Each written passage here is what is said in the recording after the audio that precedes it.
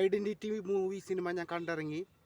പറയാനുള്ള കാര്യങ്ങൾ എന്ന് വെച്ച് കഴിഞ്ഞാൽ അനാസ് മുഹമ്മദും പിന്നെ അഖിൽ ചേർന്ന് 2 സംവിധായകർ ചേർന്നാണ് കഥ, തിരക്കഥ, സംഭാഷണം ഇതൊക്കെ ഒരുക്കിയേക്കുന്നത്. കുറേ ഫോറിൻ സിനിമകളുടെ പ്രത്യേകിച്ച് ഒരു പടമുണ്ട്, അതിൻ്റെ ഓർമ്മയിൽ വരുന്നില്ല. കുറേ ഫോറിൻ സിനിമകൾ 2 പേരും ഇരുന്ന് കണ്ട് അതിൽ നിന്നും ഉണ്ടാക്കി ഉരുത്തിരിഞ്ഞെടുത്ത ഒരു സാധനമാണ് ഈ പറയുന്ന സാധനം. പിന്നെ പറയാനുള്ളത്, ഈ പടത്തിൽ ജേക്സ് പിജോയുടെ മ്യൂസിക് എനിക്ക് ഇഷ്ടമായി. ടോവിനോ തോമസിനൊന്നും പ്രത്യേകിച്ച് ചെയ്യാനില്ല. കഥ ഒരു ലീനിയറായിട്ട് പറഞ്ഞു കഴിഞ്ഞാൽ കുഴപ്പമില്ല. ഇത് വളരെ ഇതായിട്ട് ലാഗ് അടിപ്പിച്ചിട്ട് first half lag, second half lag, ഇങ്ങനെയാണ് സിനിമ പോകുന്നത്.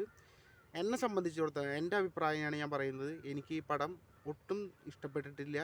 ഒരു ആവറേജ് പോലും എനിക്ക് ഈ പടം തോന്നിയില്ല. എന്താണ് എന്നറിയില്ല.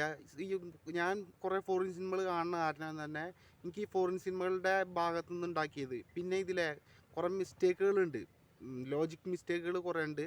അതിൽ കുറേ ഒന്നും പറയുന്നില്ല. വിമാനത്തിനുള്ളിലൊക്കെയുള്ള ഫൈറ്റ് സീനൊക്കെ എന്തൊരു മോശമായിട്ടാണ് എടുത്തേക്കുന്നത്. സെറ്റിട്ട് എടുക്കുന്നതാണെന്ന് മനസ്സിലാക്കാൻ സാധിക്കുന്ന രീതിയിലാണ്. അതുപോലെ ഞാൻ ഈ പടം ഒട്ടും റെക്കമെൻഡ് ചെയ്യില്ല.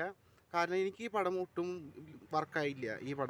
ഈ പടം ഒരാഴ്ച കഴിഞ്ഞിട്ട് ഓടുന്നുണ്ടെങ്കിൽ മാത്രം നിങ്ങൾ കണ്ടാൽ മതി. ഇതിൻ്റെ ഷോകളൊക്കെ പോകാനാണ് സാധ്യത. പടം എനിക്ക് അത്രയും താല്പര്യമായില്ല.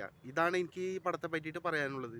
നിങ്ങൾ താല്പര്യം ഉണ്ടെങ്കിൽ കണ്ടു നോക്കുക. എനിക്ക് ഒട്ടും വർക്കായില്ല ഈ പടം.